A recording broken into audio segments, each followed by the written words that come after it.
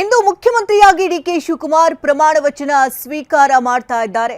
ಇಂದು ಸಂಜೆ 4:05 ಸರಿಯಾಗಿ DK ಪದಗ್ರಹಣವಾಗ್ತಾರೆ. DK ಪಟ್ಟಾಭಿಷೇಕಕ್ಕೆ ಈಗಾಗಲೇ ಎಲ್ಲಾ ರೀತಿ ತಯಾರಿಗಳು ಕೂಡ ಆಗಿದ್ದು, ತಡರಾತ್ರಿ ಅಜ್ಜಯ್ಯನ ಆಶೀರ್ವಾದವನ್ನ ಪಡ್ಕೊಂಡಿದ್ದಾರೆ ಡಿಕೆ ಶಿವಕುಮಾರ್. ಪತ್ನಿ ಸಮೇತರಾಗಿ ಅಜ್ಜಯ್ಯನ ದರ್ಶನವನ್ನ ಪಡೆದಿದ್ದು ಬೆಂಗಳೂರಿನ ನಾಗರಬಾವಿಯಲ್ಲಿರುವಂತಹ ಅಜ್ಜಯ್ಯನ ಶಾಖಾಮಠ ದಂಪತಿ ಸಮೇತರಾಗಿ ತೆರಳಿ ತಡರಾತ್ರಿ 2 ಗಂಟೆಗೂ ಹೆಚ್ಚು ಕಾಲ ಅಜ್ಜಯ್ಯರ ಜೊತೆ ಚರ್ಚೆಯನ್ನು ಮಾಡಿದ್ದಾರೆ.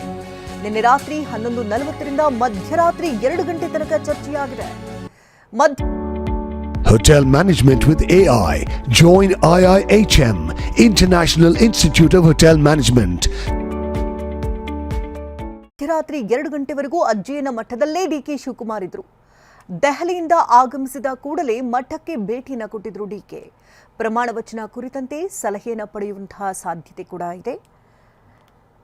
ಕರ್ನಾಟಕದ 25ನೇ ಮುಖ್ಯಮಂತ್ರಿಯಾಗಿ ಡಿಕೆ ಶಿವಕುಮಾರ್ ಪ್ರಮಾಣ ವಚನ ಸ್ವೀಕರಿಸುವುದಕ್ಕೆ ಈಗಾಗಲೇ ಕ್ಷಣಗಣನೆ ಪ್ರಾರಂಭ ಆಗಿದ್ದು, ಇಂದು ಸಂಜೆ ಸರಿಯಾಗಿ 4:05 ಡಿಕೆ ಶಿವಕುಮಾರ್ ಚೊಚ್ಚಲ ಬಾರಿಗೆ ಮುಖ್ಯಮಂತ್ರಿಯಾಗಿ ಪ್ರತಿಜ್ಞಾ ವಿಧಿಯನ್ನು ಸ್ವೀಕರಿಸಲಿದ್ದಾರೆ.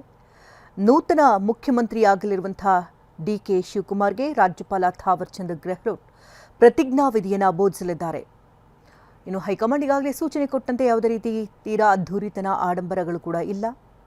ಗಾಜಿನ ಮನೆಯಲ್ಲಿ ಪ್ರಮಾಣ ವಚನ ಕಾರ್ಯಕ್ರಮಕ್ಕೆ ಸಕಲ ಸಿದ್ಧತೆಗಳು ಕೂಡ ಆಗಿದೆ.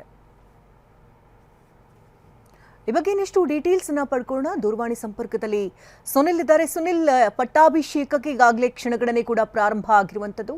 ಇದರ ಬೆನ್ನಲ್ಲೇ 2 ಗಂಟೆಗಳ ಕಾಲ ಹೆಚ್ಚು ಕಾಲ ಅಲ್ಲಿ ಅಜ್ಜಯ್ಯನ ಸಾನ್ನಿಧ್ಯದಲ್ಲಿ ಅವರ ಮಾರ್ಗದರ್ಶನವನ್ನು ಪಡ್ಕೊಂಡಿದ್ದಾರೆ ಡಿಕೆ ಶಿವಕುಮಾರ್ ಅಂತ ಮಾಹಿತಿ ಸಿಗ್ತಾ ಇದೆ. ಏನೆಲ್ಲ ಬೆಳವಣಿಗೆಗಳಾಗಿದೆ?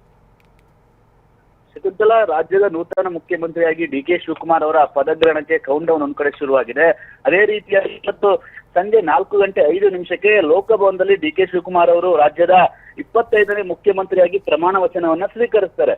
ಈ ಒಂದು ಹಿನ್ನೆಲೆಯಲ್ಲಿ ಸಕಲ ಸಿದ್ಧತೆಗಳು ಒಂದು ಕಡೆ ಸಾಗ್ತಾ ಇದೆ. ಮತ್ತೊಂದು ಕಡೆ ಡಿಕೆ ಶಿವಕುಮಾರ್ ಅವರ ಕುಟುಂಬದ ಆರಾಧ್ಯ ದೈವ ಅಜ್ಜಯ್ಯ ಏನಿದೆ, ಅಜ್ಜಯ್ಯ ಮಠಕ್ಕೆ, ಶಾಖಾ ಮಠಕ್ಕೆ ತಡರಾತ್ರಿವರೆಗೂ ಕುಟುಂಬಸ್ಥರು ಹೋಗಿ ಪೂಜೆಯನ್ನು ಸಲ್ಲಿಸಿದರೆ ಶ್ರೀಗಳ ಜೊತೆ ಮಾತುಕತೆಯನ್ನು ಆಡಿದ್ದಾರೆ ಅನ್ನೋ ಮಾಹಿತಿ ಕೂಡ ಲಭ್ಯವಾಗಿದೆ. ಯಾಕಂದ್ರೆ ಡಿಕೆ ಶಿವಕುಮಾರ್ ಅವರು ಒಂದು ಸಣ್ಣ ಕೆಲಸವನ್ನ ಮಾಡಬೇಕಾದ್ರೂ ಕೂಡ ಅಜ್ಜಯ್ಯರ ಒಂದು ಆಶೀರ್ವಾದದಿಂದಲೇ ಯಾವುದೇ ಕೆಲಸವನ್ನು ಕೂಡ ಮಾಡಲ್ಲ. ಆ ನಿಟ್ಟಿನಲ್ಲಿ ಶಕುಂತಲಾ, ನಿನ್ನೆ ಕುಟುಂಬಸ್ಥರ ಜೊತೆ 11:45 ನಾಗರಬಾವಿಯಲ್ಲಿರುವಂತಹ ಶಾಖಾ ಮಠಕ್ಕೆ ತೆರಳಿದಂತ ಡಿಕೆ ಶಿವಕುಮಾರ್ ಅವರು ತಡರಾತ್ರಿ 2 ಗಂಟೆವರೆಗೂ ಕೂಡ ಅಲ್ಲೇ ಮಠದಲ್ಲೇ ಇದ್ದು ಪ್ರಾರ್ಥನೆಯನ್ನ ಮಾಡಿದ್ದಾರೆ ಅನ್ನೋ ಮಾಹಿತಿ ಕೂಡ ಲಭ್ಯವಾಗಿದೆ. ಈ ಹಿಂದೆ ಕೂಡ ಡಿ.ಕೆ. ಶಿವಕುಮಾರ್ ಅವರು ಸಿಎಂ ಆಗಿ ಪ್ರಮಾಣ ವಚನವನ್ನ ಸ್ವೀಕರಿಸಬೇಕಾದಂತ ದಿನಾಂಕವನ್ನು ಕೂಡ ಅಜ್ಜಯ್ಯ ಮಠಕ್ಕೆ ಹೋಗಿ ತೀರ್ಮಾನವನ್ನು ತೆಗೆದುಕೊಂಡಿದ್ರು. ಅದರ ಬೆನ್ನಲ್ಲೇ ಈಗಾಗಲೇ ಡಿ.ಕೆ. ಶಿವಕುಮಾರ್ ಅವರು ದೆಹಲಿಯಿಂದ ವಾಪಸ್ ಆದ ಕೂಡಲೇ ನೇರವಾಗಿ ಅಜ್ಜಯ್ಯನ ಮಠಕ್ಕೆ ತೆರಳಿ ಅಲ್ಲಿ ಪ್ರಾರ್ಥನೆಯನ್ನ ಸಲ್ಲಿಸಿದ್ದಾರೆ.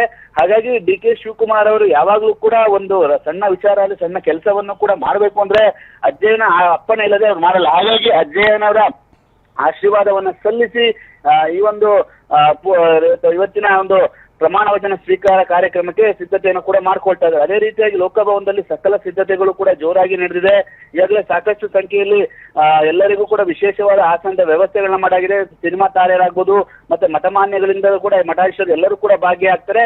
ಆ ಒಂದು ಹಿನ್ನೆಲೆಯಲ್ಲಿ ಈಗಾಗಲೇ ಡಿ.ಕೆ. ಶಿವಕುಮಾರ್ ಅವರ ಪದಗ್ರಹಣಕ್ಕೆ ಕೌಂಟ್ ಡೌನ್ ಶುರುವಾಗಿದೆ. ಅದೇ ರೀತಿಯಾಗಿ ಸಿದ್ಧತೆಗಳು ಕೂಡ ಭರದಿಂದ ಸಾಕ್ತಾರೆ. ಇದರ ನಡುವೆ ಡಿ.ಕೆ. ಶಿವಕುಮಾರ್ ಅವರು ತಡರಾತ್ರಿವರೆಗೂ ಕೂಡ ಅಜ್ಜಯ್ಯನ ಮಠಕ್ಕೆ ತೆರಳಿ ಅಲ್ಲಿ ಪ್ರಾರ್ಥನೆ ಸಲ್ಲಿಸಿರುವಂತದ್ದು. ಶಕುಂತಲಾ, ಧನ್ಯವಾದ ಸುನಿಲ್, ತಮ್ಮ ಡೀಟೇಲ್ಸ್ಗಾಗಿ.